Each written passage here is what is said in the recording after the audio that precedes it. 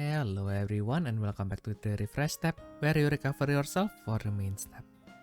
I'm your host for today, tomorrow, and the foreseeable future, Theodore. And I'm with Autos Battler in the UK and admin of the Battlespace English Wiki, Ayumu Seiki. Hello. So yeah, Ayumu, how are you doing today? I am still in intoxication. What? For being a Fate series fan.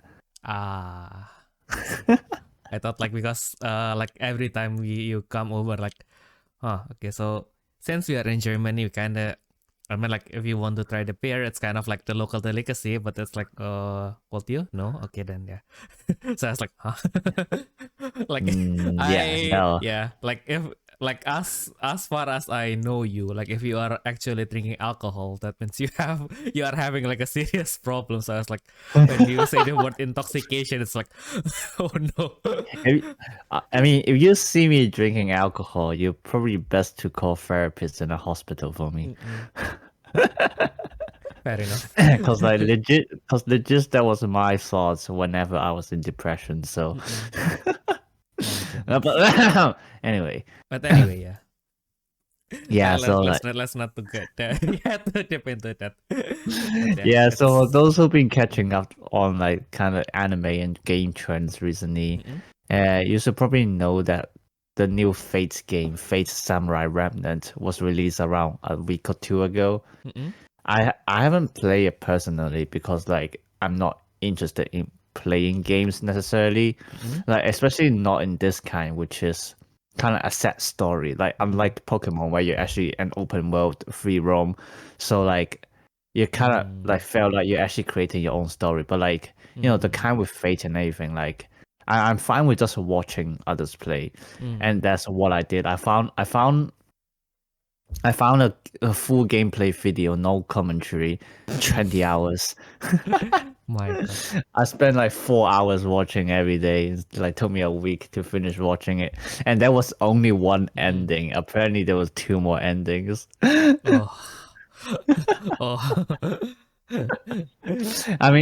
watched the other 2 endings just today, but then obviously I missed out a little bit of context since I wasn't the one playing. But it was good enough. I understood so far. Maybe I'll think about getting it. I think it is on Nintendo Switch. I actually don't know because I thought it's only on PS5 or something like that. But yeah, I'm not a very huge Fate fan. Not like those who play Grand Order every day. So, I want to get my wife. Gotcha. Have you seen that meme? The master, the player character in the FGO. The official made kind of short chippy anime. Yeah, the manga or the anime, whatever. Yeah, and then the master's like gotcha. Good. Yeah, that's etched into my mind. That is the best thing that came out of Fate. Yeah, true. Yeah, I actually tried Grand Order for 3 weeks because I was kind of in a withdrawal. Because at that time I quitted a game that I played for 4 years for my final exam. Okay. But then during the final exam, because I was watching Fate, so I also downloaded Fate Grand Order. I see. I'm glad I still going to university at the end, but that was a very unwise decision. But the Grand Order just wasn't the game for me. Gacha games in general just aren't for me. I think the gameplay style is pretty boring as well. So I only played for 3 weeks. I actually played Grand Order for the story. My type of situation was I watched all the anime except for the lolly kissing one because I really hate the magical stick in that.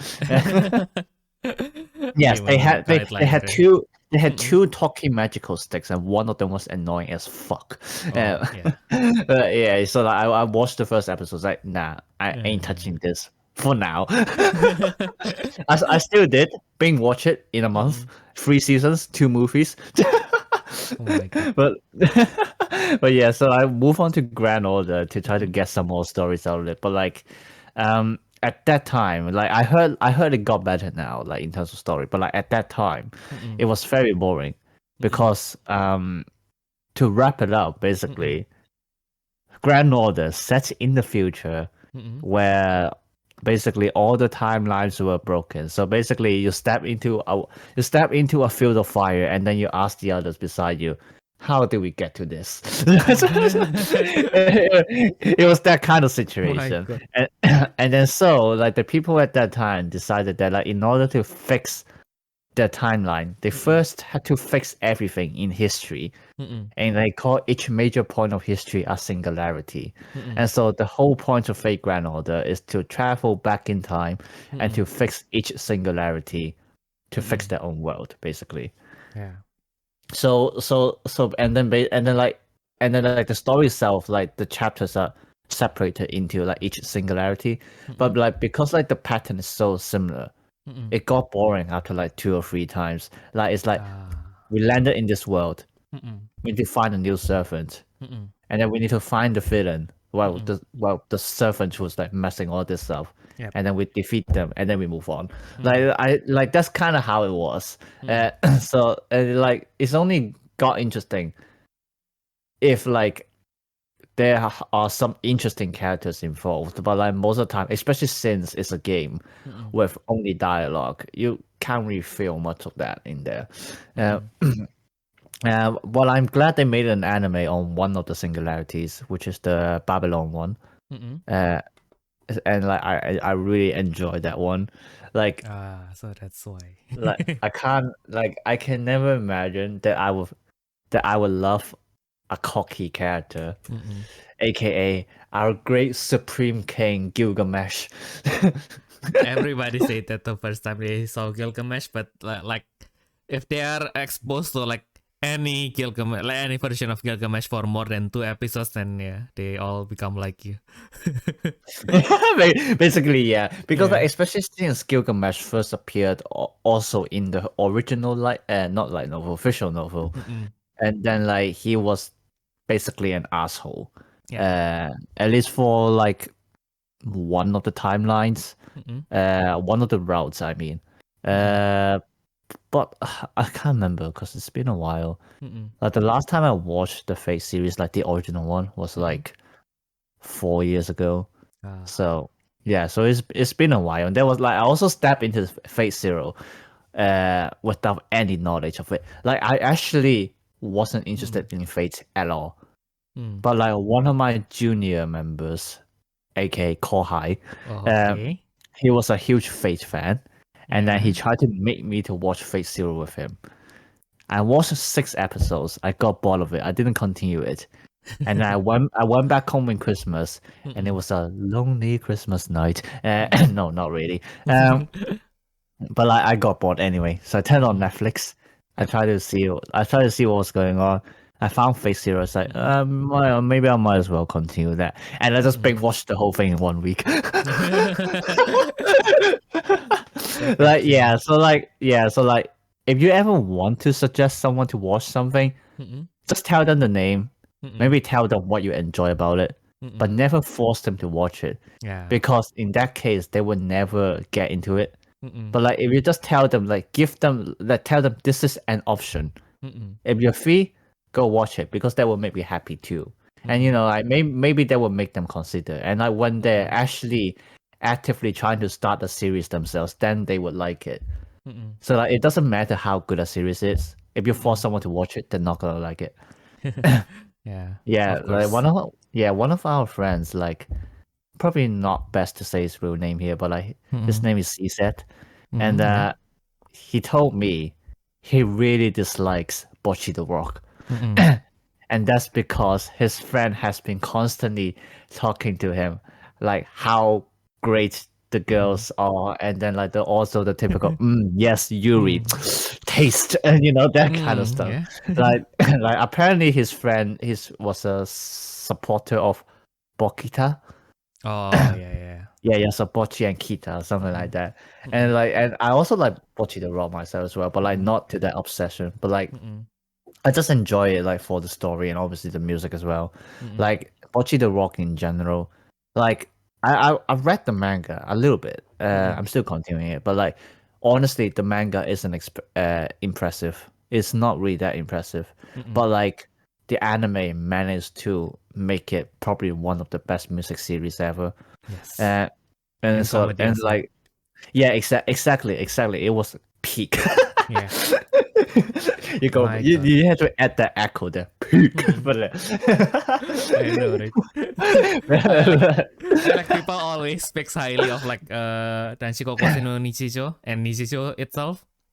But I think like yeah. I think like the part that doesn't click with me, I wouldn't say it's bad, but the part that doesn't click with me is like for this anime is like the journey to the actual joke itself. It feels a little bit tedious. With Pochi the Rock, it's like because everything is shorter. So like okay, so you have like a more reasonable pace into the joke itself. So it's like okay. I think the main reason is more because like you can relate to her. Like Maybe. yeah, because like I don't really think it's a case of like whether you're an introvert or not. Like a lot of things that like Bocchi has thought about, you would have thought about it at least once in your life. You know, like the kind of like, oh my god, there's something wrong. Like, am I the worst person in class? You know, that kind of stuff. Like more or less, you would have thought about that. And like that's what makes it so good because like it relates to your feelings and it can also like portray that feeling on screen. Like I would never have thought about myself being burnt on a stake at school. But that was probably the exact feeling I would be thinking. Exactly. but She's just but yeah. for real. Yeah, she just like me for real. No, but like the best part is that like I think like a reader asked like the author saying like why like Bocchi is such an introvert, why is she still popular? And then like the writer like the author literally only gave one answer. Because she's cute. Okay. Yeah, that is the hard truth that we all need to accept. Why is she popular? She's hot. God damn it. Basically, yeah. That's something that I can't replicate into myself. God damn. God damn it, she's not like me. She's not like me. I'm not hot. I'm being lied to. I am being led to believe I am getting scammed. I need to sue the author. No. My goodness. Yeah, but yeah, that was so funny. But yeah, Bocchi the Rock. But yeah, Fate. It's like I can't get enough of it. Like I finished watching the whole playthrough, but like I still want to watch like the YouTubers playing them. I just like skip to the cutscene to see like how they react and everything like that. This is just me, like literally after everything, like anime, games, whatever. Like, I finished one series and then like I had to watch someone else watching or playing it. I need that feeling again. So you like to live like vicariously through the reactions, right? Yeah, basically, yeah. Like it's so funny because like it's only a recent hobby that I had, like from like not even a year ago, maybe like half a year ago. I don't know why. How did I even start? I think I was just randomly looking up YouTube and they were suggesting me like reactors to anime openings kind of thing. And then I somehow just fell into that route. And then I still remember how like I rewatched basically the whole Attack on Titan. And like on a reactors channel. Shout out to GOT Games. But yeah, there was a and it just continued ever since. And I hate this. Yeah, because it wasted me so much time. Like especially like I don't know if you've seen that, but like you know, especially like for the Fate series, like you know they have tons of opening songs from games and anime. So whoever react to it, that video is gonna be at least 1 hour long. Oh my god. like how much do you hate yourself? You are listening to 1 hour of a person reacting to something. Basically, yes. Oh my god. Why am I like this? I know, right? Like, God save me. my goodness. Like the day you turn back to Christianity is not the day you like have some sort of big positive change in your life. It's like the day you like you woke up and then you just realize that it's your 24th reaction video of the day. Maybe then you just took a deep breath. Maybe I do need Jesus after all. My goodness. but yeah, like it's also a shame because like Samurai Remnant is like obviously like new players can play that and basically understand everything because like they basically explain everything from the very start. But obviously like there were also parts where you would pick it up as like kind of Easter eggs kind of thing. If you've also been a huge fan of the Fate series, especially if you've been playing Grand Order, but I'm not one of them. So there are things like which I kind of get it, but then like I had to watch the others kind of explaining it to like, so like that's what it means, kind of thing. So this is how it feels like to be a non-Battle Spirits player when we explain like Advent, contract Advent. Basically that kind of thing. It's like so here we got Advent, contract Advent, reverse contract Advent. They're different. It's like what? And then we have It's like it's literally the same thing here because like they have Musashi in this Fate game, and then like I know who's Musashi. I've seen her before, and then the others like, oh, this Musashi, oh that's a different one. She's from a different universe, and like apparently she also traveled through different universe before coming to the current game, and then like I was like, what? Oh my I was the same as the protagonist because this isn't even spoiler. Like the protagonist is the adopted son and also the best student of Musashi, Miyamoto Iori, and obviously the whole story is that like he saw Musashi again, but in this timeline, the Musashi he knew was supposed to be a guy. So like he saw her and it's like, but master, why are you a girl? And then she just went on with like, oh, I'm him, but also not him. I'm from this different universe. Okay. And I was summoned here by the Holy Grail, and then spoiler that she actually disappeared because she got summoned to another Holy Grail. So basically she jumped to another timeline at the end of the game. And my god. Yeah. Yeah, and then what was it? I can't remember. But yeah, and then like Iori was like, huh, I see. The best part is like this Musashi, this is one thing that I really enjoyed about this game, even though I haven't played myself, but I can even see it. Like it shows like how much effort they put into it. But like obviously but I think it should be understandable even if you don't understand Japanese. But like basically, Japanese language, just like how other languages are, they would have evolved. So so like if you listen to modern English and then maybe Shakespearean English, Old English, you can hear the difference. It's the same with the game because it was set in the Edo period. So 17th century, there we go. And so like the Japanese they use in the entire game is obviously the old version.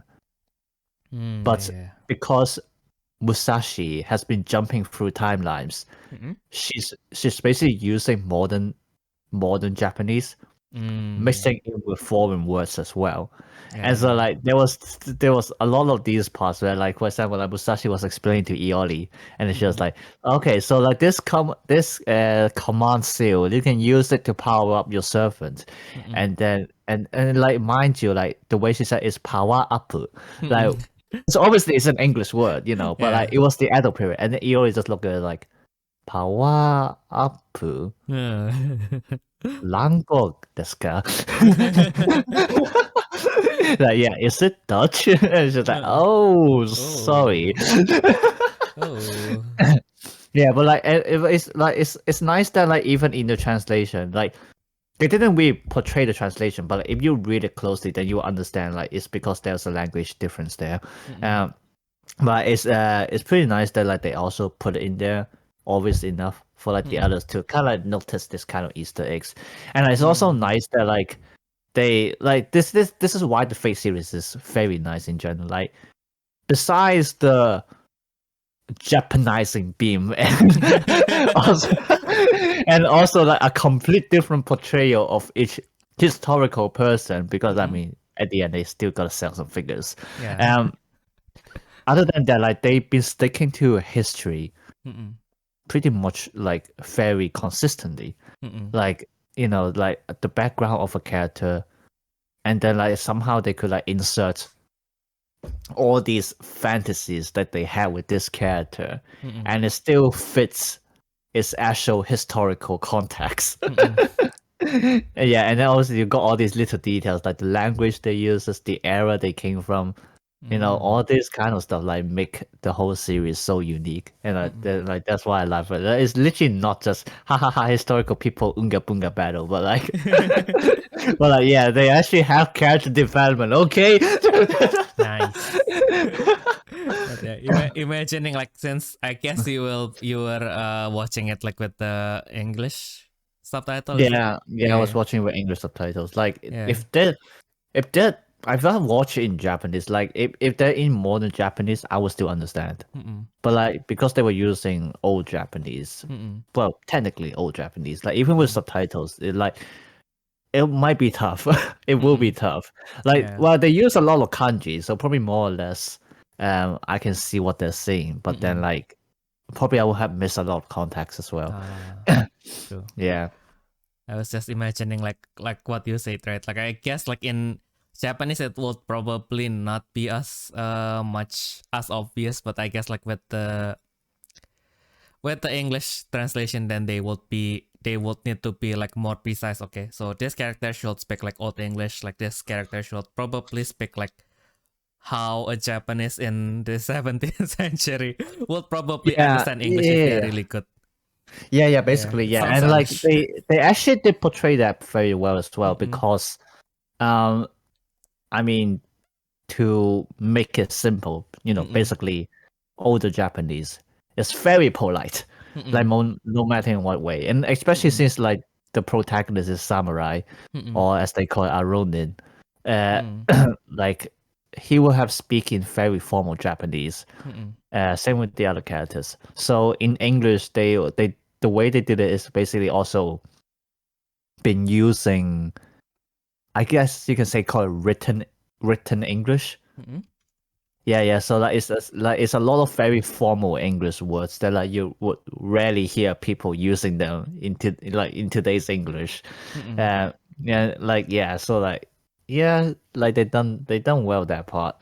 Like the only thing like which I might not be satisfied about, which is like one of the YouTubers actually pointed out, but like so this protagonist has a little sister. So usually she still calls him Oni-chan, but in front of the other people she would call him Aniue. And so but like in the English translation, I think it's because you don't really have a different word for brother.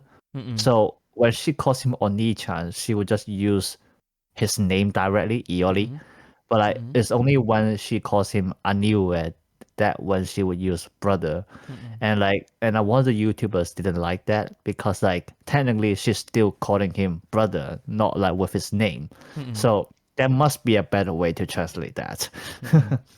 Yeah, I think like some localization actually like just make it a little bit longer. Like if the character is perhaps a royalty, then they will probably use something more fancy, like my dignified brother or something. Oh yeah, it's true, something like that. Yeah, that would be nice. Like I think because actually I'm writing a Battle Spirits fan fiction. Mm-mm. So I actually thought about this, but I Mm-mm. think maybe like the suitable word is Lord Brother. Ah, yeah. That's how I would use it. Yeah. Yeah.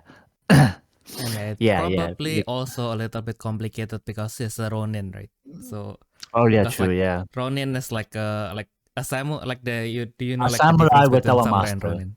Yeah. Yeah. It's basically the difference between like someone who is employed and someone who is a freelancer. Basically, yeah. Yeah. Basically, yeah.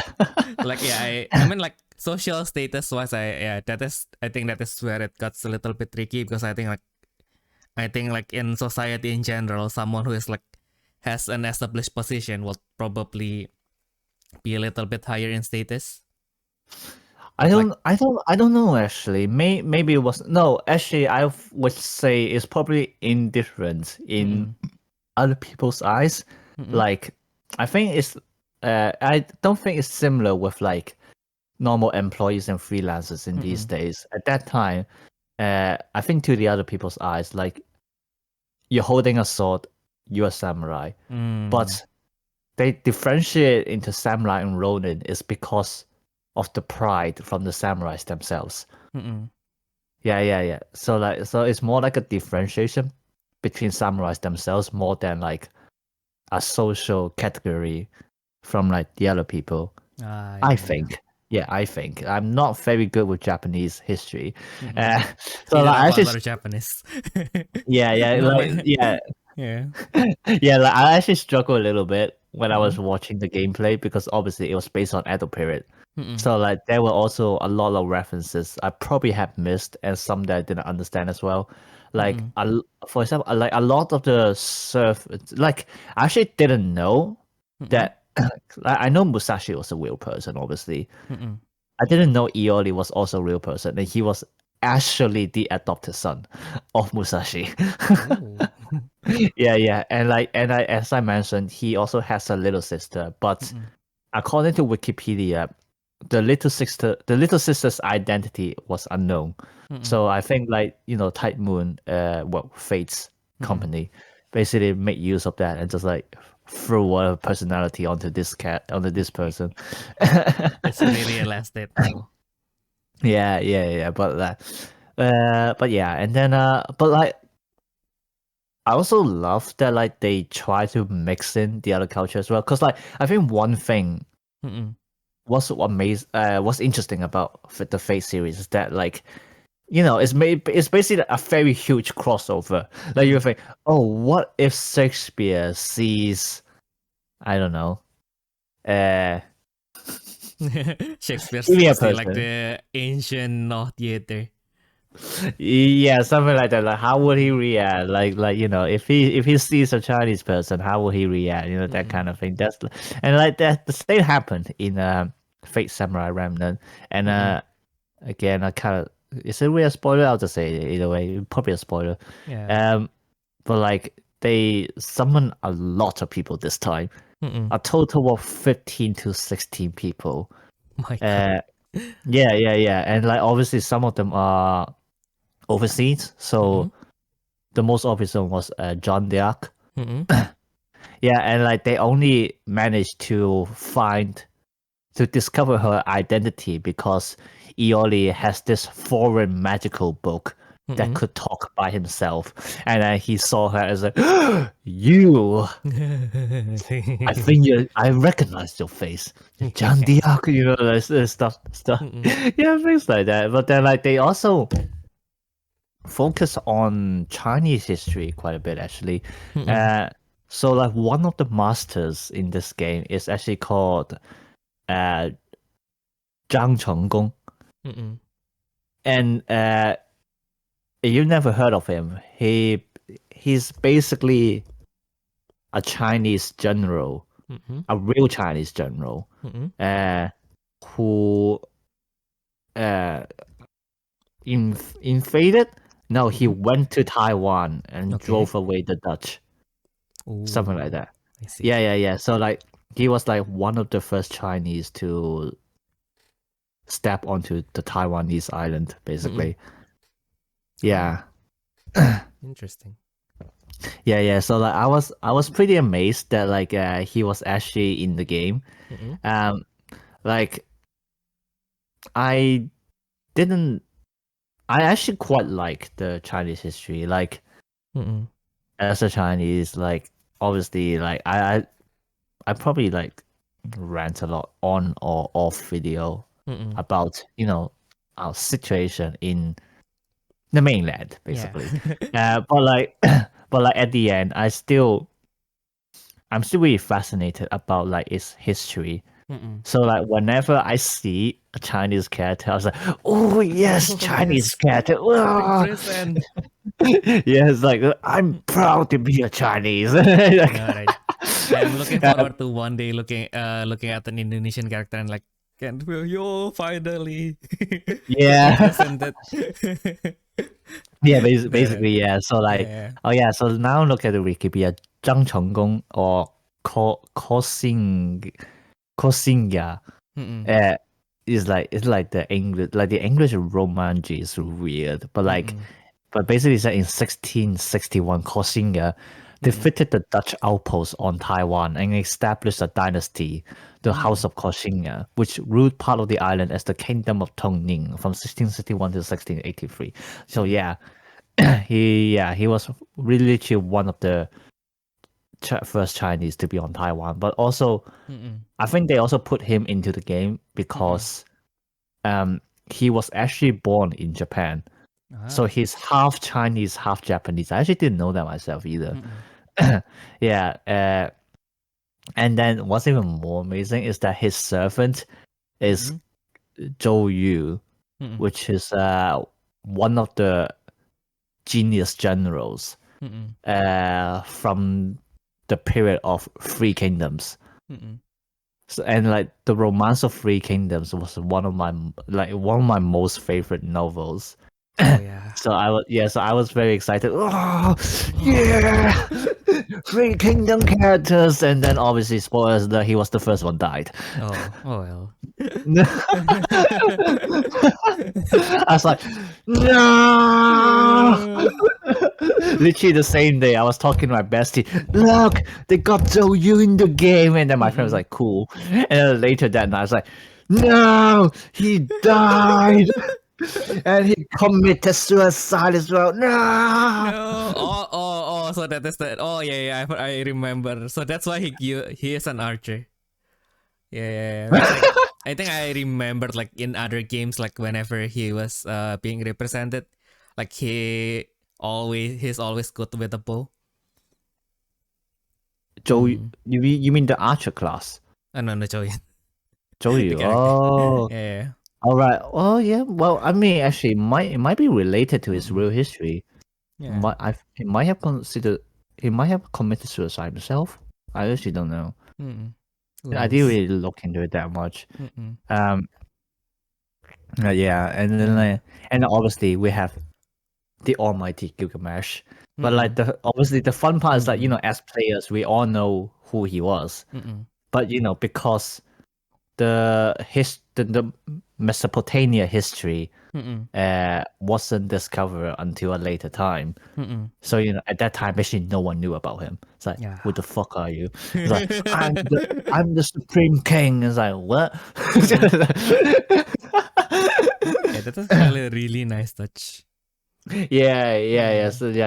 So like they didn't ignore all those parts. Like they like it's like it feels so much better after came back from all those trashy isekai stories. Mm-mm. Cause like cause like all this stuff they never really, well, a lot of them anyway. Mm-mm. I'm not gonna say all of them, but like a lot of them anyway are like ignored like all kinds of settings. It'll be like, why can a human talk to a goblin? I don't Mm-mm. know. Magic? Magic. Why can't they do this here? I Mm-mm. don't know, because he's got some power from God, Mm-mm. like it's not like that. Like in Fate, they had all the backgrounds, they Mm-mm. have all the reasons why these things happen. Mm-mm. yeah, that's why I really like it. Yes, see. I'm just gonna praise Fate in this whole podcast. Oh, I get this. And now that you mentioned that kind of how human talks to goblin, like it kind of sparks a memory, like because in Genshin there is like this one recurring NPC. Okay. Her name is Elon Musk. What? Yeah, her name is Elon Musk, and like her whole personality is basically she is trying to communicate with like the like like there's this kind of like quote unquote goblin race in Genshin called Hilichurl.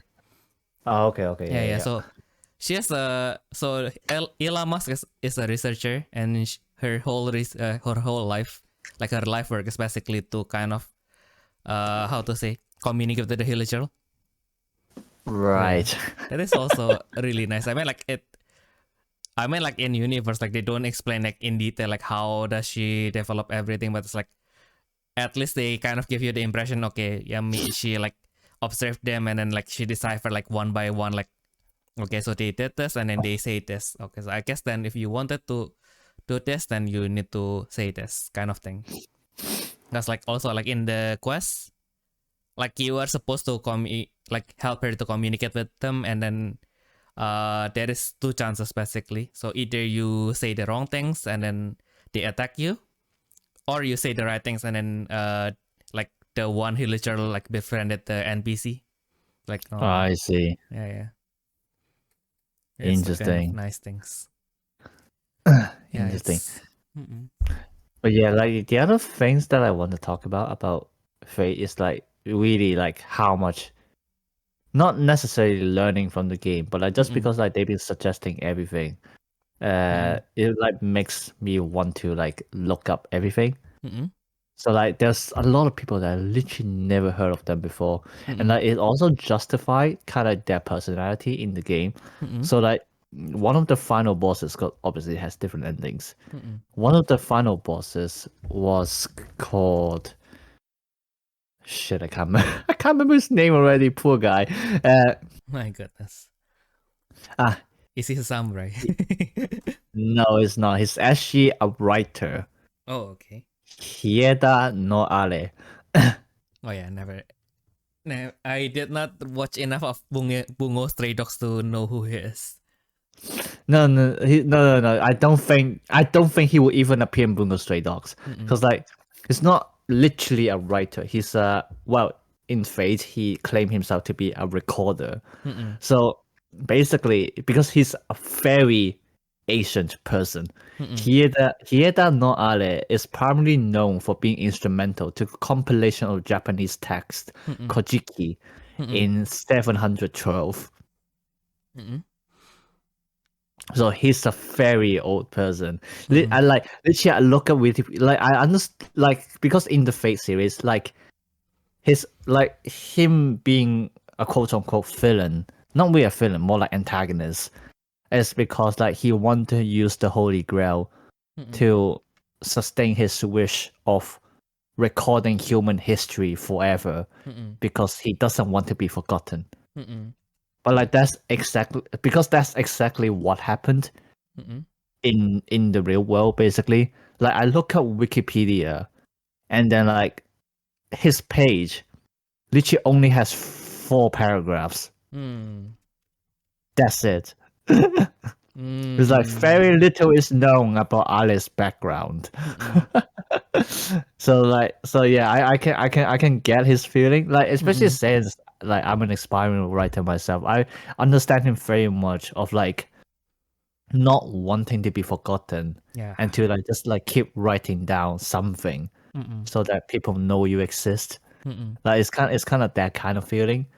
So yeah, again, a very well written character, and obviously like it always amazed me how like Type Moon literally managed to find like the most obscure person on Earth. It's like, here's this guy who you probably never heard about, but it has a Wikipedia page. I was like, what the fuck? Yeah, and then like and then the main servants as Saber basically. is like I never heard of him as well, or well, actually them, because in the Fate universe, their gender is actually ambiguous. Like they look masculine enough, but also feminine enough, and then they never revealed their gender in the game. So like yeah, the saber is called Yamato Takeru. I don't know if you heard of this guy. Not yet. I'm not sure. Yeah, so like Yamato Takeru, like at least I read the comments. A lot of people call him the King Arthur of Japan, basically. You can get more or less like what's going on in his story. But My goodness.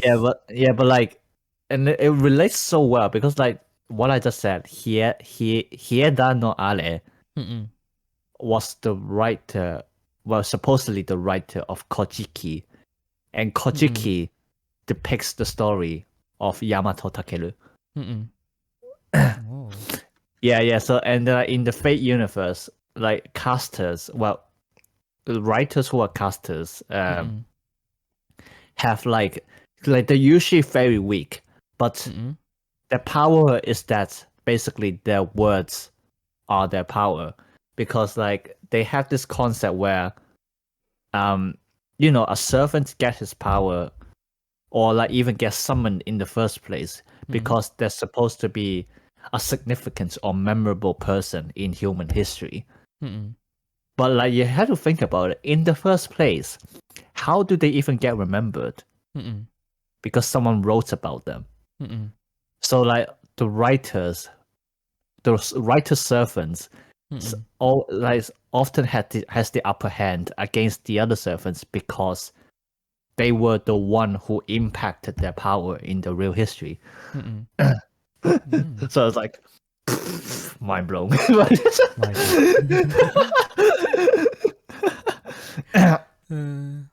Yeah, and actually, yeah, you also got picked because like one of the most famous character like in Indonesian history. It's actually this one person called Gajah Mada. Gajah Mada, yeah. So he is like the greatest general that our country has ever seen in history. Like because like so he was a general in a kingdom, like a kingdom that predates Indonesia, called Majapahit. And like during its prime, like the territory of Majapahit basically spans from Java all the way to mainland Southeast Asia. They're like, wow. Yeah, that is why like, wow, like whenever since we barely read our history books, like whenever we wanted to try to impress other people like about our history, then usually we'll probably bring out Gajah Mada. Yeah. And interesting. Yeah, like basically the kingdom of Majapahit, like the kingdom of Majapahit and Gajah Mada. Like even though like the king is also like he has some sort of influence in that as well, but like Gajah Mada is like the one that is usually referred to. So I was like also like I was like looking on how he is utilized in popular media. Like there is what like he is utilized in Age of Empire and Civilization, which makes sense, right? Like those kind of civilization game, I think they wanted to touch the Southeast Asian. I think they kind of have to go there. But like the third one, I did not expect that, because like of all anime, not Fate, but it's like Joka Machino Dandelion. Wait, It was what's that? featured in one episode of one episode of Joka Machino Dandelion. What is that My anime? I don't think I goodness. heard of before. You Yeah, might want to type it out. I mm-mm. can't recognize it from you just mentioning it. Yeah, I think it's yeah, I did not get deep into this anime either. It was pretty old, but yeah, it's pretty Castle interesting. Town Dandelion. Yeah, Joka What? Machino Dandelion. Yeah. So yeah, and then also like the other, like whenever like we wanted to make something fictional, like the first that comes to mind is the character from the Epoch of Ramayana. Like, so Epoch of Ramayana comes from it's a Hindu, like a Hindu culture thing, right? So it comes from India. But like somehow when Hinduism is brought to Indonesia, there is like this one character that is like popular in Indonesia. Like it was created and basically as far as I know. So if I'm wrong, you can send us an email as usual. But yeah, as I know, like this character is created and is popularized in Indonesia. His name is Gatot Kaca. Okay. Yeah, which is basically, you can argue that he is basically like one of the earlier depiction of a Superman. So a character that is like that like from he's some kind of with some kind of external properties. He has like superpowers. He's super virtuous, and then basically his superpower is on the line of, okay, so he's impervious, he can fly, and then he has superpower like super like literal like super Superpower. strength. Yeah. Like super strength. Yeah. Oh, okay. Yeah, Interesting. Yeah, I don't think we had that kind of legend in China. Not that I can think about it, because like Lupo. no, Like not really. yeah. No. Like Lu Bu, he's it's just like battle craze well, a very experienced warrior, yeah. But like you can't really call him having like exceptional strength, that kind of thing. Yeah, like because like I think with Chinese in general, like they focusing more on kind of like morality and dignity. So like they won't necessarily focus on a person to say, wow, look at him with all these power, but like instead they will talk about how he's a very kind person who looks up to his people, that kind of thing. So like if we talk about power, it will usually be about his like social status more than their physical strength, basically. But like if we really have to go on about super strength, the one I could think of is actually the creator, like the creator of the world, basically. I think he's called, I don't know how to pronounce it in English, Pongu. And then Google gave me penguin instead. Of course. Of course. But yeah, but like basically the story was that oh my god, I don't even know how to type it in Chinese. God damn it. My god, it was so old to can't even write the hand. No.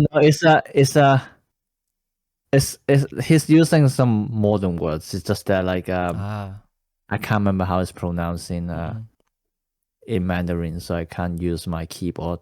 I see. I have to handwrite it.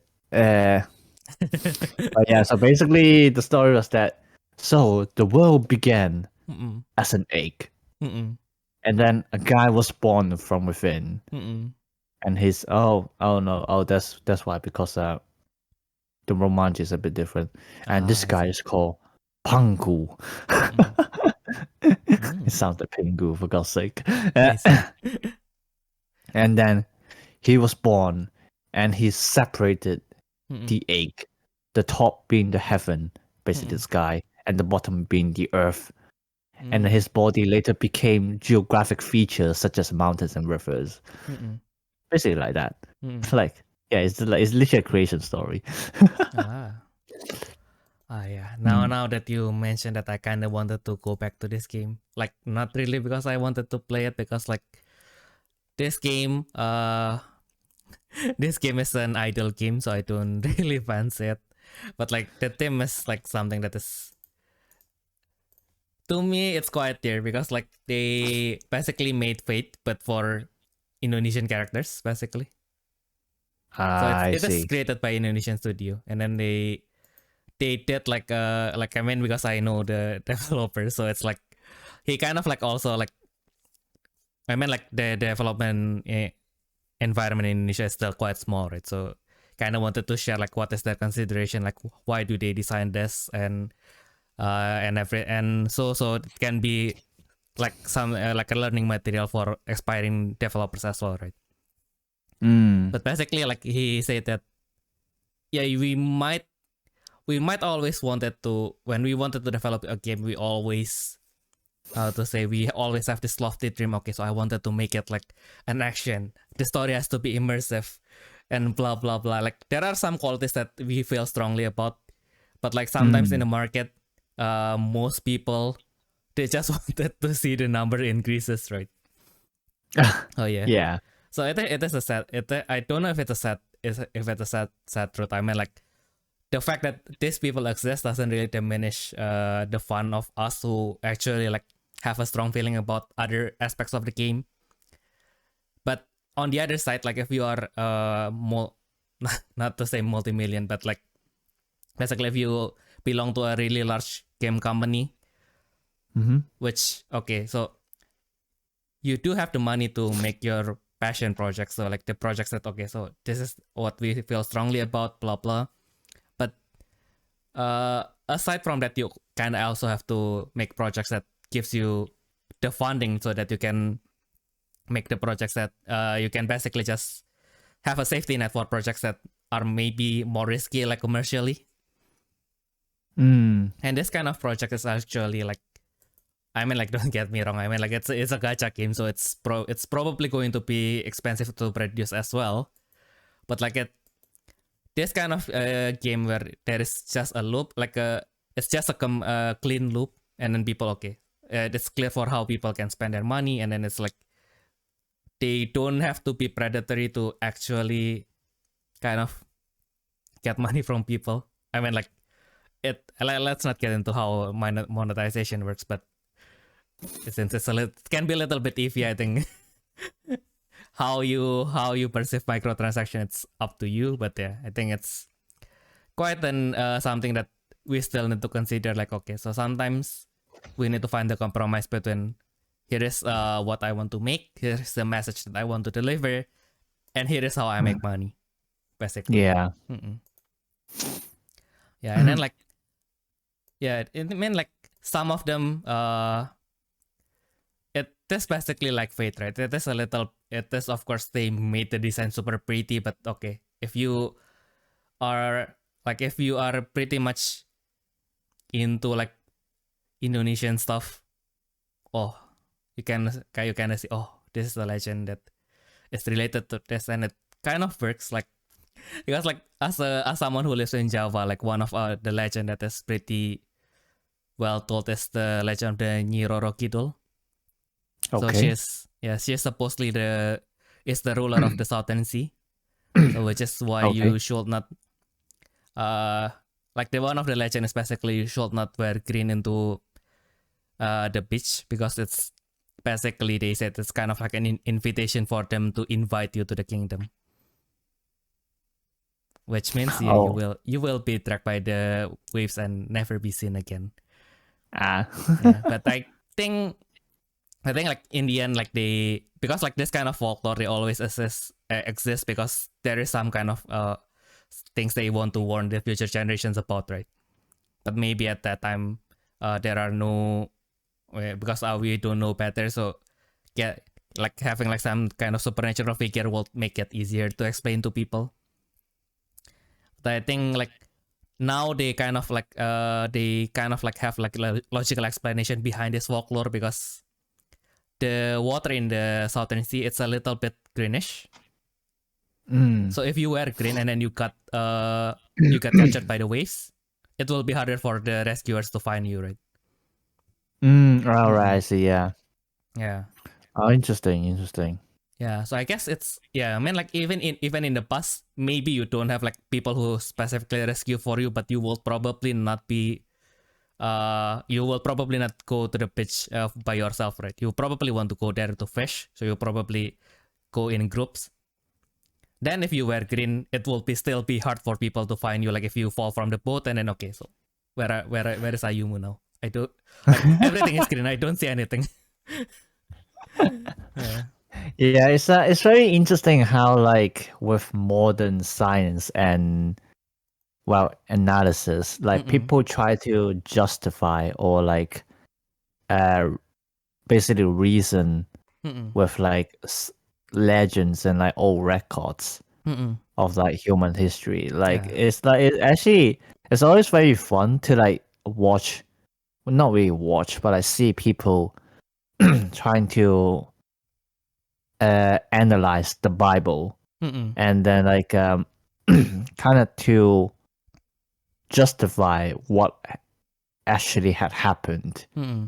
Well, in the book, basically. So like, for one thing, they thought that maybe, like just maybe, like this is what someone thinks. Okay, it doesn't mean I agree with that.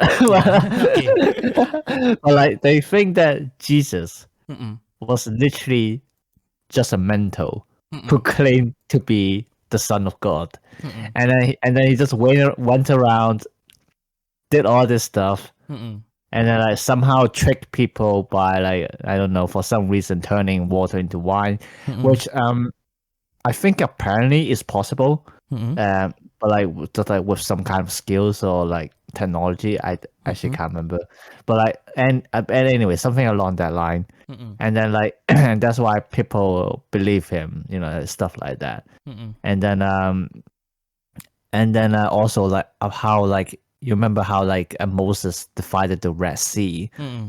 So scientists went to the Red Sea and investigated, and they actually found evidence of the sea being separated. And they're like, so what actually happened, you know, and stuff like that.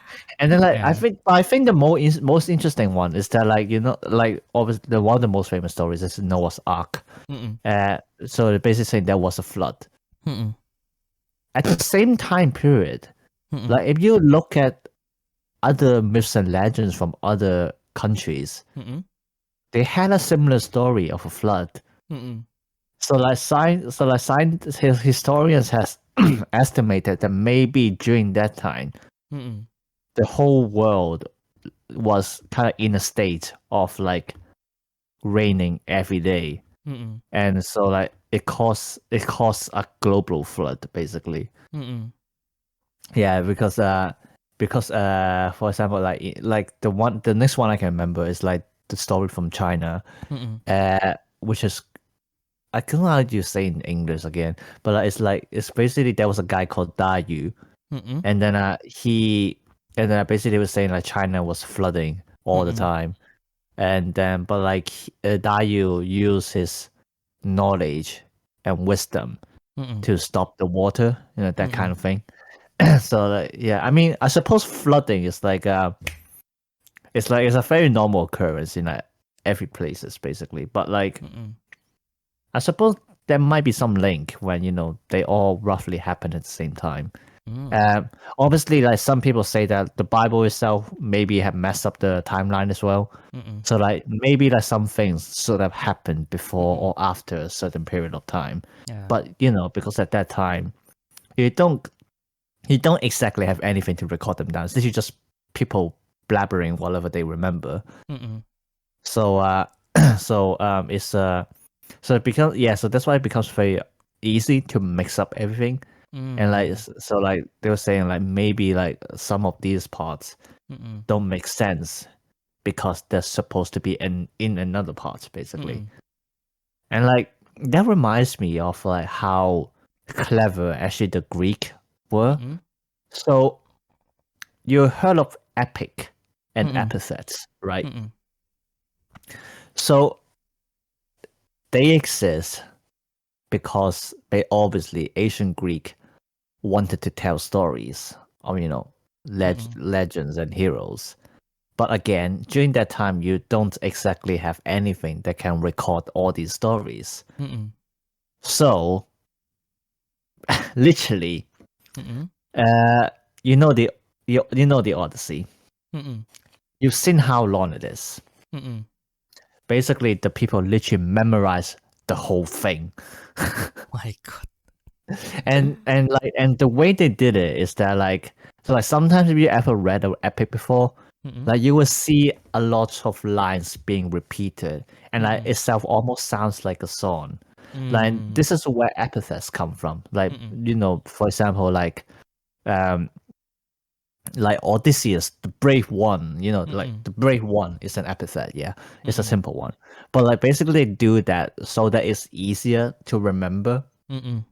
like so like they always repeat something. So like this is Odysseus, the brave one, because it's easier for them to remember, like kind of for at like certain points of the story.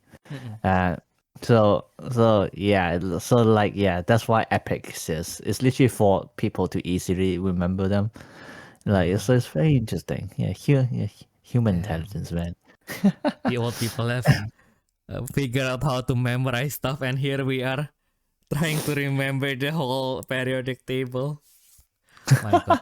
I mean, I remember 151 Pokemon, so yeah, I mean, yeah. I mean, like at some point we both have like the role of Yeah. battle spirits, like the Japanese one, the one that doesn't really have a good written source, pretty much Yeah. to the heart. So it's like, oh, how do we even Yeah. do that? Yeah, but I suppose like it's also like a focus on like a different focus on intelligence. Like obviously, like in today's world, we don't necessarily have to remember everything because we have the internet, and I mean we have books in general, so we can write them down. So our intelligence instead focus on more on creativity and technology. But like obviously during that time, they will have to focus on something else. Like especially one thing is that they didn't have a lot of entertainment. So one of the main ones is telling stories and performing in theaters. So literally memorization would be one of their best abilities because that's their job. That's what they do literally every day. So yeah, so like, but obviously on the other hand, for them, maybe they wouldn't have that much creativity as we do because it's not something that you would try to think about every day. And like all in terms of technology as well, because like what were they even doing at that time? Probably went out, buy some bread, maybe an apple or two, went back home, eat, sleep. They don't really think about technology. So like they should just think about surviving. So so like it's just like a different point of focus. So yeah, but it's still very amazing. Like I like unless I'm a dedicated actress, I probably won't remember the whole epic. But like if you think about it, I suppose it's like roughly the same length. Actually, no, it's probably longer. But like it's basically the same thing with actors trying to remember the whole script. So yeah, I mean the skill still exists. It just so happened that you and me, we aren't actors. So like we just think, oh wow, you can do that, I know, right? I can't even remember like one whole paragraph. It's like that's why shooting video is a pain. Like that's why shooting scripted video is a pain. Basically, yeah. Yeah. My goodness. Oh yeah, history is very interesting. I actually really love history. Like, I really love ancient history, particularly. So like during my time at high school, like I learned Odysseus and all those stuff because we had a subject called classical civilization, and it was literally learn about the ancient Greek and Roman, and in like, but like all like, it's very different because like, if you learn about if you have history class, they will usually talk about war. So like, if you're in a Western country, then obviously First World War, Second World War. But like, well, in Hong Kong and probably China as well. Maybe not mainland China. They don't like their own history. But like, we actually learned about all the things that happened in the royal palace and government, basically from the very beginning. And it was freaking boring because because it was literally about, so we have an emperor. He died early. Yeah. His child would be the next emperor, but he's only 5 years old. So his uncle temporarily took over the place. But obviously this uncle wants to take the place himself because like, he would think, why the fuck is a 5-year-old sitting at the throne? So he took the place. So he took the place. kicked the kid down. Mm. And then his other relatives wanted to take the throne as well. Mm. And then the other relatives took the throne. He gave birth to a child. He died early. The child became the new emperor. His uncle want to take over. Yeah, it literally loops. I'm not joking. It loops. My goodness. So it's like, bro, is this really all you got? But like, God. also like the main thing is like I want to learn about kind of like the daily lives of people during that time, and that's why classical civilization was like the perfect subject for me, because like obviously they still talk about war, like the one that I really love is about the Spartans, and you know, literally, like this is Sparta, you know, yeah. So like that part, we actually learn about the real history.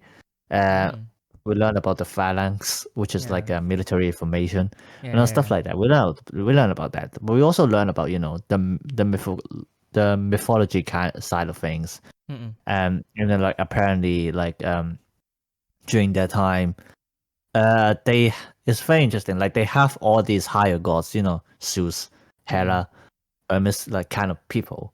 But then like you also have domestic gods.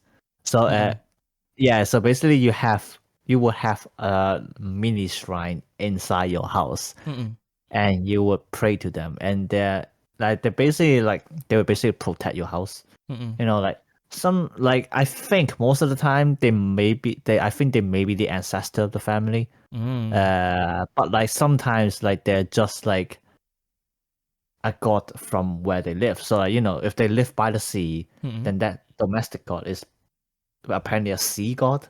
And then, like maybe like they are farmers, so the god is a you know the farmer god. I can't remember the exact word, but you get what I mean.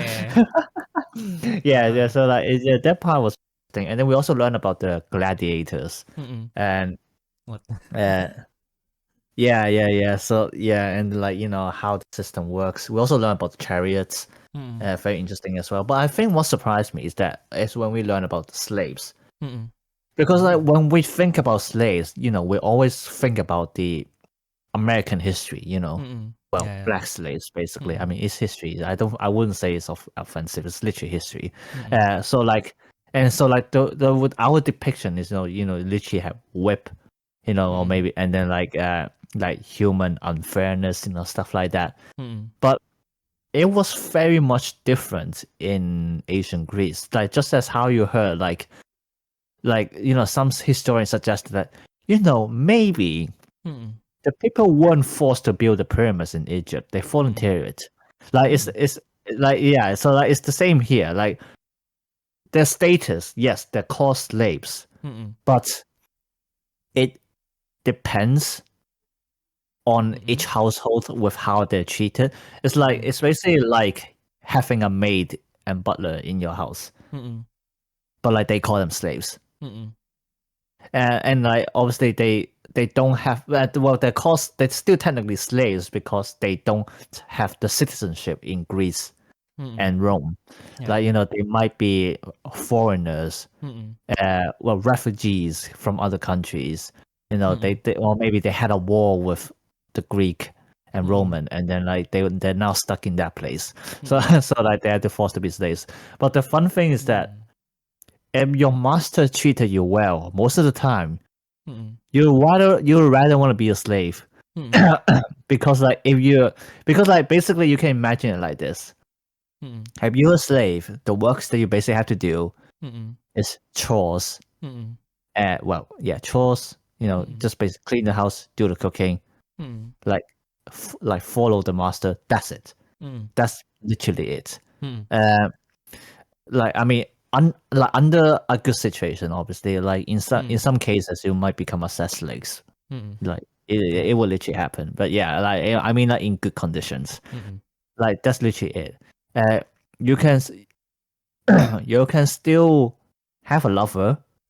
You can still give birth to children, but like those children will automatically become slaves as well.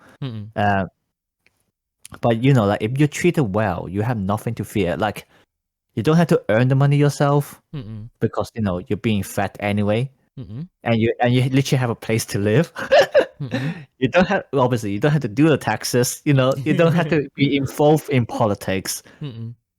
Gosh, I want to be like that.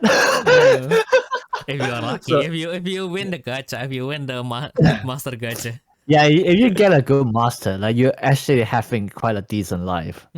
Not gonna lie. Yeah, and like obviously there were also a lot of cases where, like the masters and slaves literally became friends. Like we have a lot of famous people like that. I can't remember the names on top of my head, but like there were a lot of cases where they were originally a slave, but the master took a liking to them. So they just taught him all kind of stuff. They taught him languages, they taught him math, they taught him astronomy. And then, when that time came, like the master would just free them and just say, like, yeah, like you had enough time with me, you can do whatever you want. That's stuff like that. So like it wasn't necessarily a bad time for slaves. We are generalizing, it's his opinion. Yeah.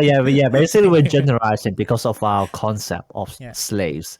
But yeah, it was very interesting, and that's why we enjoy studying it. Like, I wish I can study more history in like other places. Like currently, not really studying, but I am learning about. I think I mentioned this before, but I am learning about the Polynesian history. Yeah. I actually still haven't finished that book for my life. It's like 300 something pages. It took me over half a year and still haven't finished it. I mean, because I'm distracted and everything. And then like behind my shelf, I have this whole collection of Chinese mythology, Indian mythology, Aztec mythology, and then Latin mythology. I haven't started them yet. Fuck my life. When I went home, I will take my old cupboard and I will bring all of my history textbook and I will give them to you. Oh yeah, sure, no problem. I would actually be interested to have a look in them. Yeah, the only problem is everything's in Indonesian, so you have to learn that first. Maybe you have to teach me. Yeah, I guess so. I'm still thinking I want to learn German, Japanese, or Indonesian. Fuck. Well, or maybe even Dutch. But well, I mean, yeah, true. Yeah, I guess yeah, that's I'll probably also, try to focus on Japanese first as well, because like I think it's the one that we will use the most right now. Yeah, especially since as they all say, when you step into Germany, like maybe they even speak better English than you do.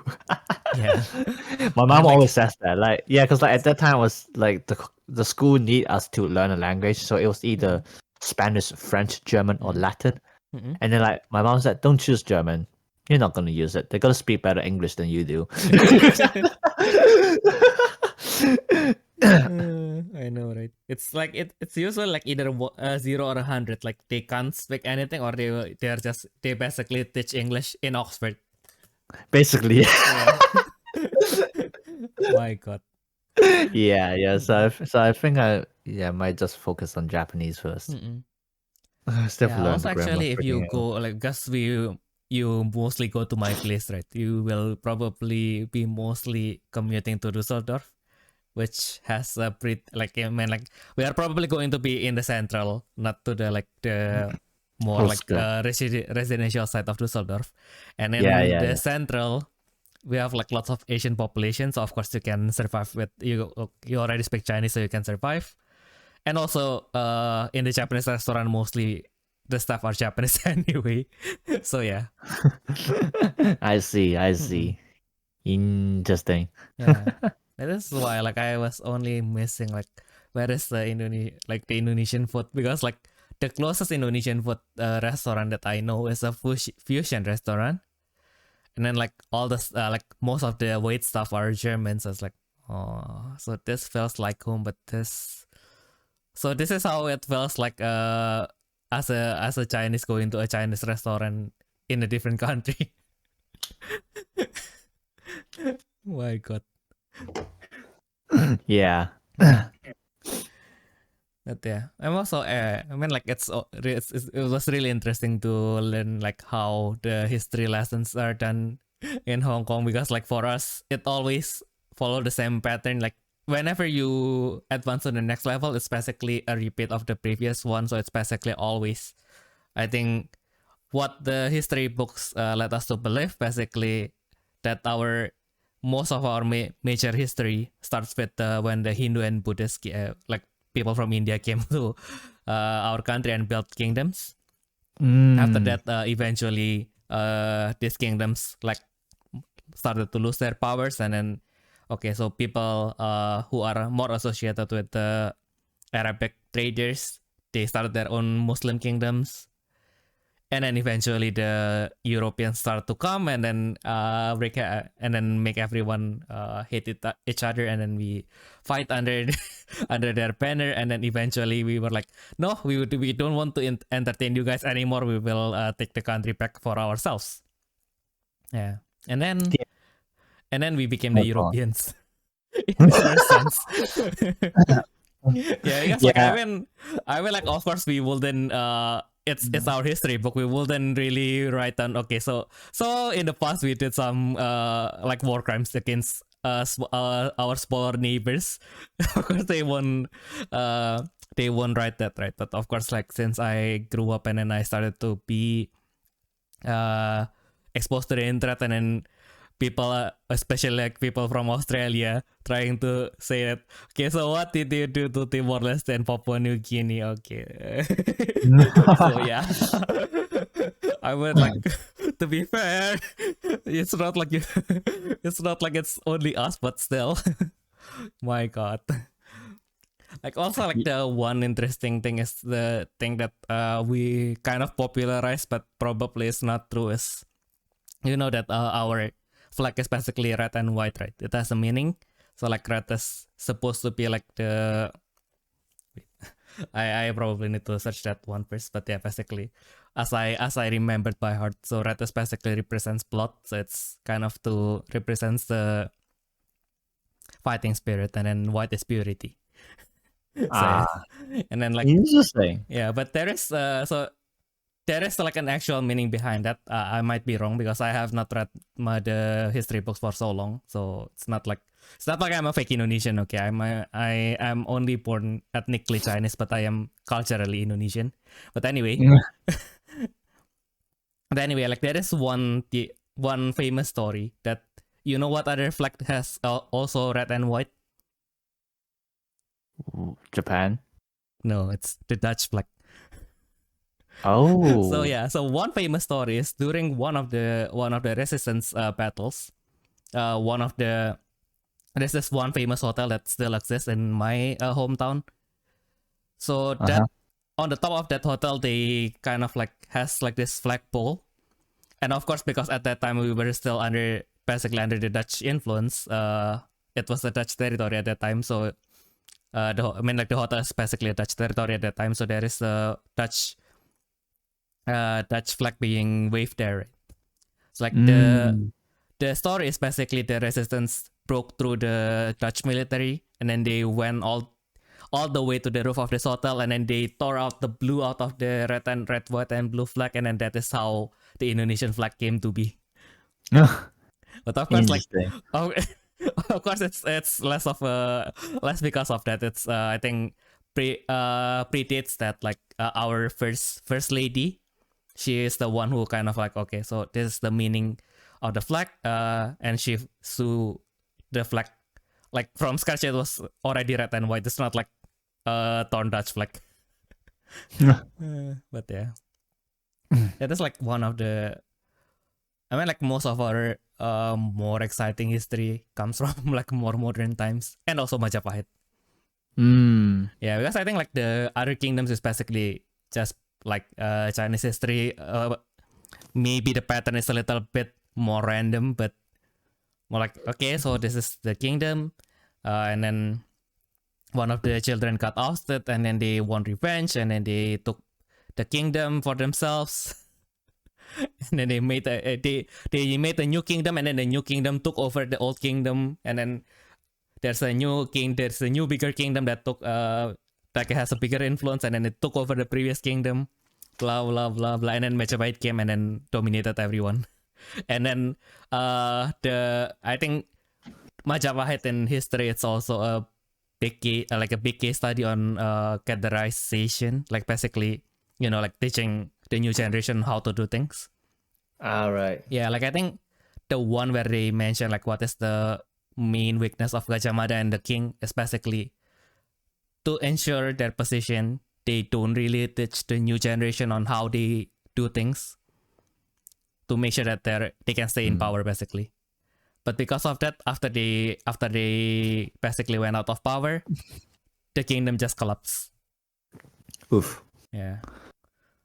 Which is why. So I don't know why we always try to bring them up, but still, it's the peak of our glory basically. Although now, arguably, if you want to count like the territory of Indonesia that we have now, minus the mainland Asia and mainland Southeast Asia, it's still considerably really big. Probably a little bit too big. Like yeah, and like I went to Singapore more than all the other islands. We only have like a few main islands, and I only ever went to basically Java, Bali, and the Riau Islands. And Riau Islands is basically also a little bit of a lie because there's this city called Batam. It's a port city that is like right next to Singapore. So like of course back then when flight was really expensive, like the cheapest way you can go to Singapore is basically you go to Batam and then you take a ferry from there to Singapore basically.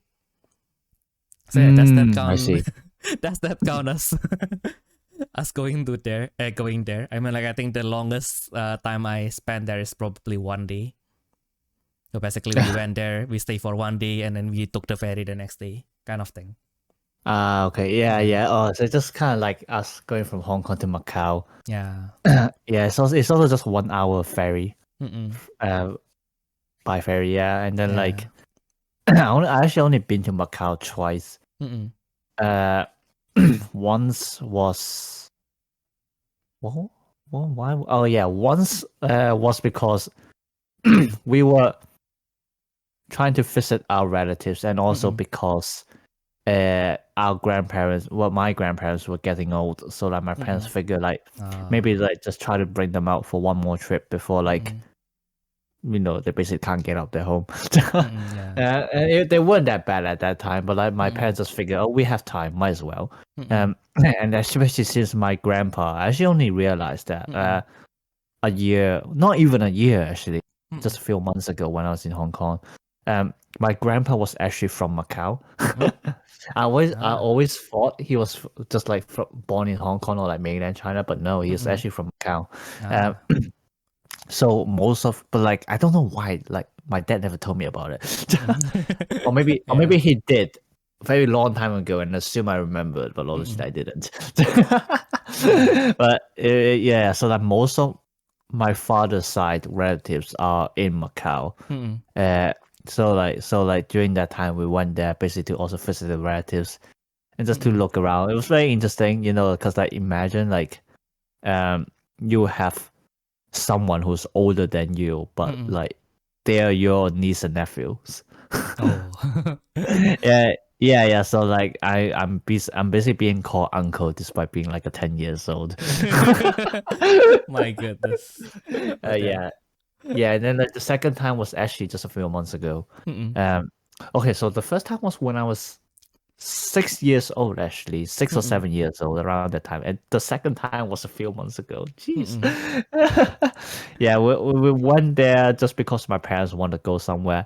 This time is because my mom can't travel a lot because she's still having some aftermath of cancer, so like she can't really travel that far. I mean she can still come to the UK, but not like very often. So like she's like, so my dad actually, so my dad was like, might as well, let's go to Macau for a trip. We'll stay there for a weekend, and like, oh no, wait, I remember what happened now. No, that was another thing. So we went to Macau because my dad had worked there. I see. Yeah. So like his past pupil, who's now also a teacher, has summoned him to go to Macau. to help. And so, So we just grill. so like we just went there as a whole family. Mm-mm. Like actually, because like I'm old enough now that I actually managed to like learn a bit more Mm-mm. about the place. Yeah. Yeah, and then like in the same summer, Mm-mm. I think I've talked about this. Yes, I did talk about this. Yeah, that's it's I'll just repeat it very quickly. But basically, you know, my dad was like, "Want to go on a trip to Japan or Taiwan?" I was like, "When?" A week later. It's like, no, not like a week. Like 2 weeks later. It's like, Dad, I got my US visa to do. It's like, oh, it's fine. We'll just do it a bit earlier. Okay. I got my US visa on 27. Well, we'll just come back on 26. It's like, what the fuck, Dad? My goodness. Oh my god! I swear to God, we didn't come back because of typhoon. I would have burned the house. My God, and it's going to be really bad because you are in Hong Kong. You burn your house; it's not your own house. My God, if you go to my house like one day, you will probably find that maybe my room itself is probably going to be bigger than your whole house. Don't know how we can afford so much space. Goddamn. Damn, nice. Yeah. Yeah, it's really fun to go back to how tracing back your family, because I think like the farthest I can trace, like my grand uncle lives in Hong Kong, actually. Oh, okay. Yeah. Okay. And it's also interesting because I think my grand uncle cannot speak Indonesian, but my grand aunt can. Okay. Yeah, so I've been interacting mostly with my grand aunt. And then like I think we went, because that's why I think I told you once about the story of that boat restaurant. And then like at that time I was so small, and then I don't have like a good palate, and I don't understand like all these Chinese dishes. And then especially since my parents really like fish, and then I think I'm also at the phase where I don't want to eat anything but chicken, basically. And then Oh my god, I want to basically, eat KFC. yeah, and then they basically a boat restaurant, right? So I guess they would want more to highlight more of the seafood, right? So they don't have any chicken, so yeah. I think I just got the plain noodle soup at the time.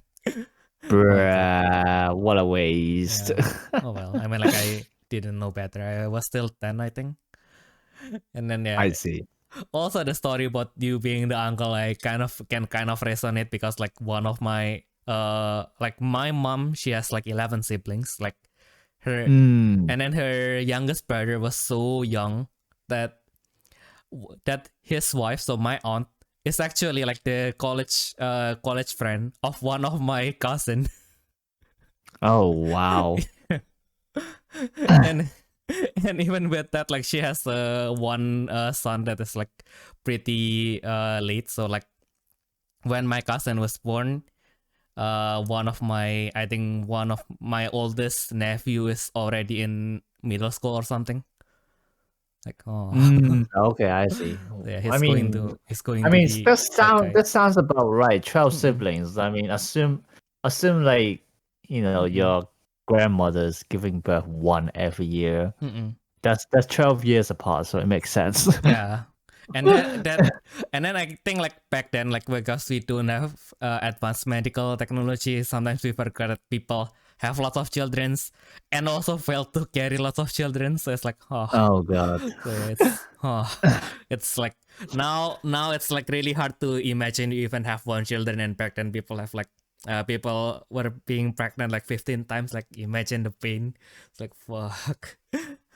Yeah, like grandmother's actually, it's a very curious thing because like sometimes I don't understand why people would want to have so many children. Like, you know, one reason might be because, you know, it's an animal instinct. Like you want human species to survive. So like they just naturally, we don't have anything to do. Let's raise more children.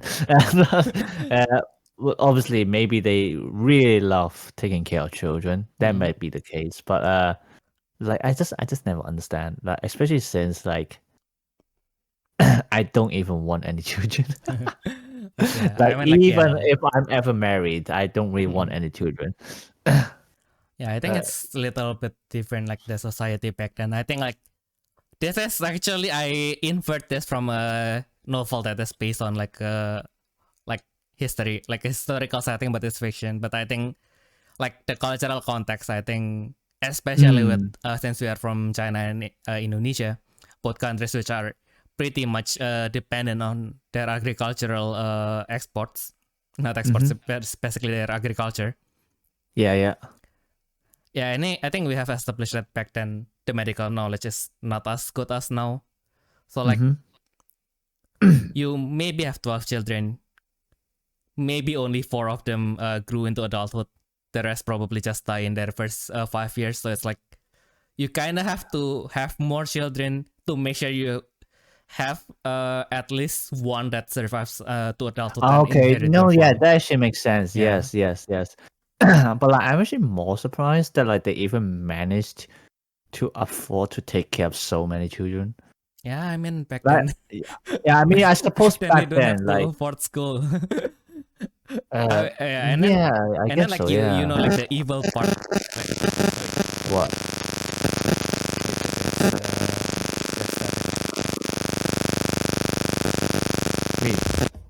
Okay. And then I mean like it's not really evil, but like the bad way to put it, like the more children you have, the more labor you have to take, because like again it's mostly agricultural society, right? You have your own True. field to till, Actually, yes. No, you're right. Yeah. Right. Yeah, I never thought about that. That makes sense. It's a bad way to put it, but it's kind of like, I mean like back then I think that made sense, right? Yeah, Now it doesn't make sense because you. I don't think it's not. I don't think it's anything bad by just that context. Anyway. Yeah. Yeah, because now you probably do what? Yeah, I mean like with modern jobs, it's mostly it needs lots of expertise, and then it's not really like you need 2 teachers at all times. Kind of thing. Like I mean like teaching is something that is close to me, so it's I mean like also as a programmer you don't really need 2 programmers to work on one project, right? But yeah, like tending a farm, the more people you have, the better it is, right? So yeah, and what was it? But I think like it's actually still a similar concept in today's society, because like, read the news, like they always care about like overpopulation, underpopulation, the aging problem, that kind of stuff. And like countries will literally promote you to give birth to children, so they have more younger people to strengthen the economy. It's literally the same thing. It's just that it's not farming. It's like, I don't know, typing in front of computers. I know that. I guess that's also a problem, right? Because like I think when a country has been so advanced, and then like you see like the jobs requires less and less people are more likely to be able to pursue like their own personal interests instead of having children.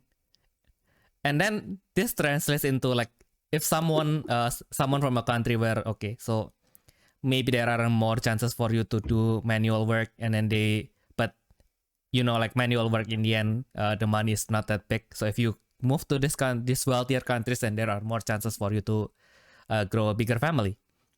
Yeah, But this mindset like I think I watched this Kurzgesagt video. So and then they kind of and then they kind of talk about like eventually like the descendants of these people, like although these people still carries the mindset, okay, so having more children is better, but like maybe their children will still think the same, and then their grandchildren will probably start thinking, the people around me are not having children, why am I having children?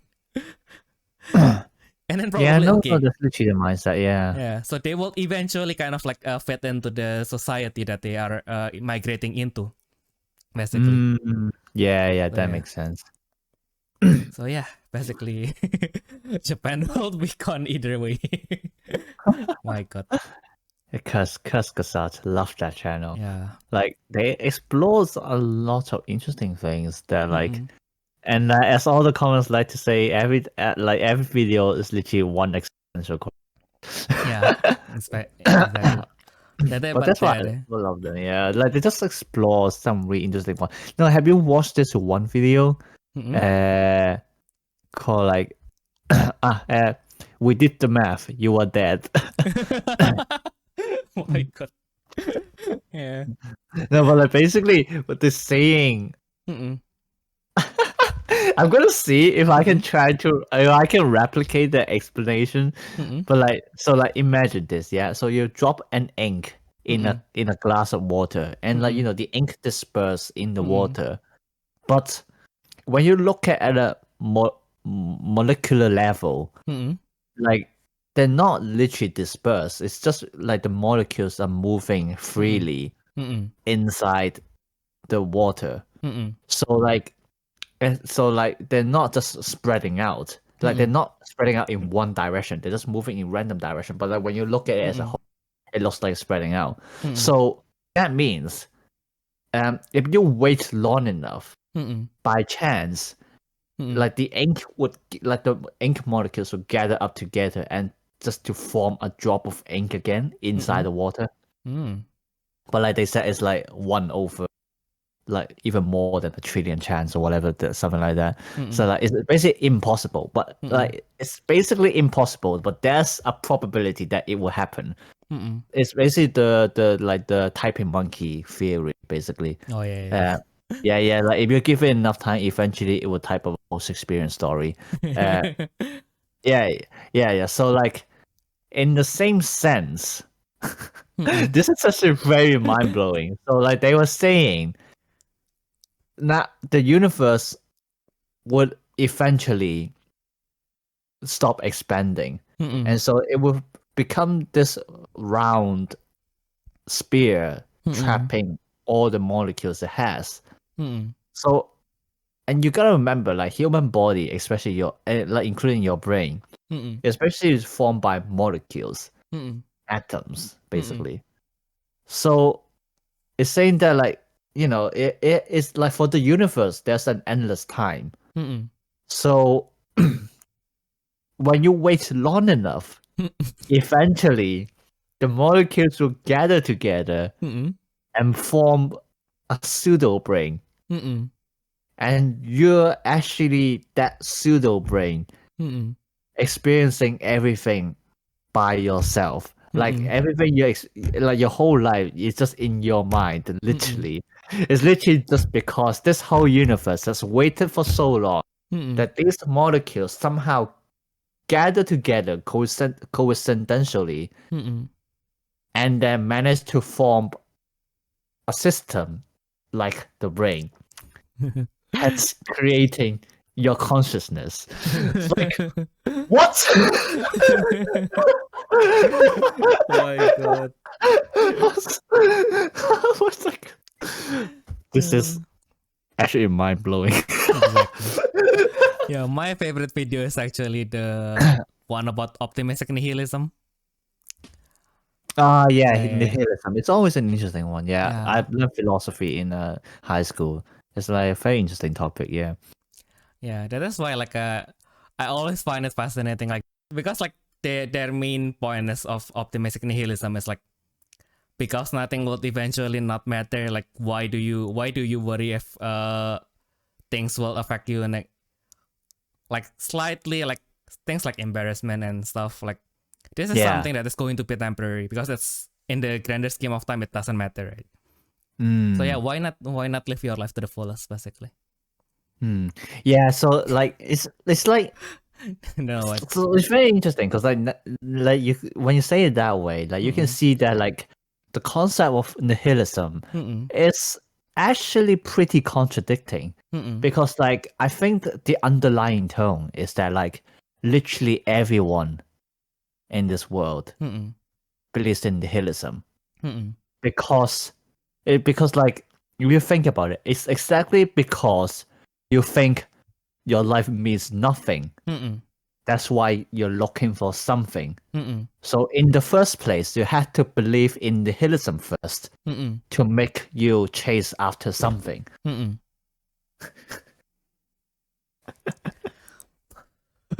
my goodness. Am I wrong though?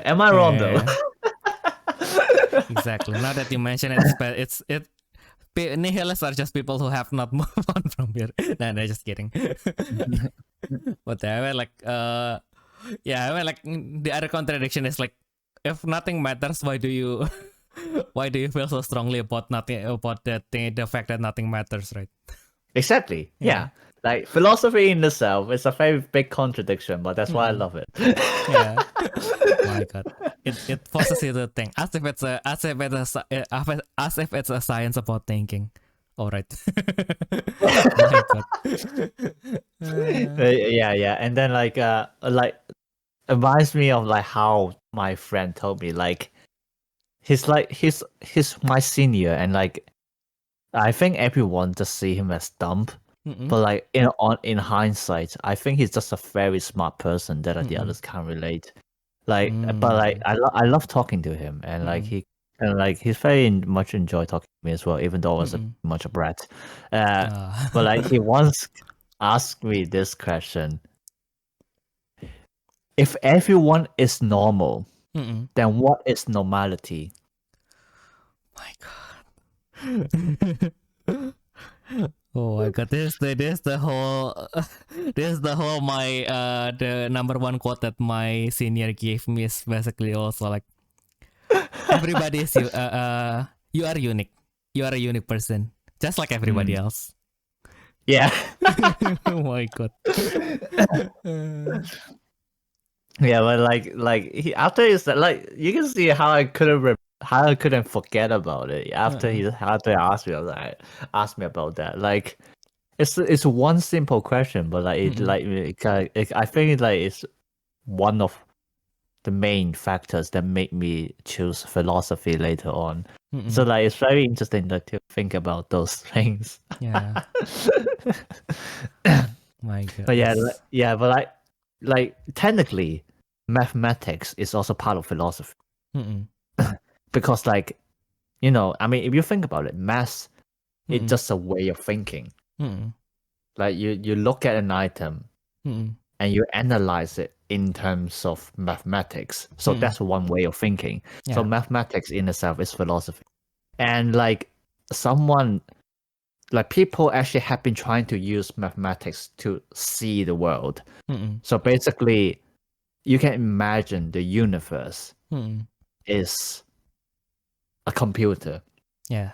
So everything that's happening is done through the program, aka mathematics. Yes. And so technically, so like, you know, so if we talk about physics or like science in general, that is the order of the program.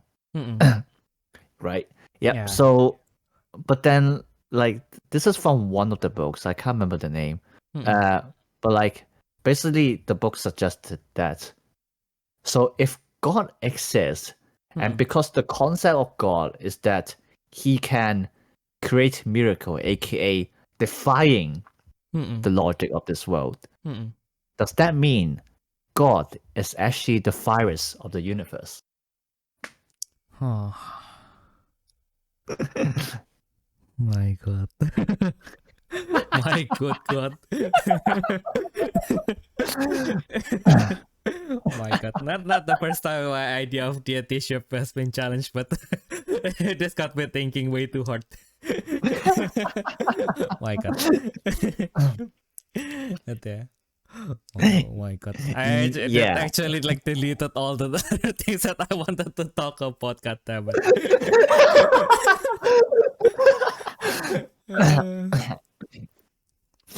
My goodness. But before we got into spiral into more existential crisis, as usual, if you guys have any questions, since especially we don't really talk too much about TCG this time, if you guys want us to stay out of philosophy and gives you more existential crisis, or actually if you like the existential crisis and you want more, you can always tell us which one you prefer to our email at therefreshsteppodcast@gmail.com. As you, of course, we will make the final decision. We will still make both TCG and both existential crisis. So, well, I mean, we'll probably just ignore all your email and just bullshit all the way anyway. But yeah, I mean, like, guys, we heard you. We heard you. We understand you. Doesn't mean we comply to you. Exactly. But yeah, I guess that's been everything that we can share for this week. We hope that you guys have a nice week going forward, and we'll see you all in the next turn. Bye bye. Bye bye.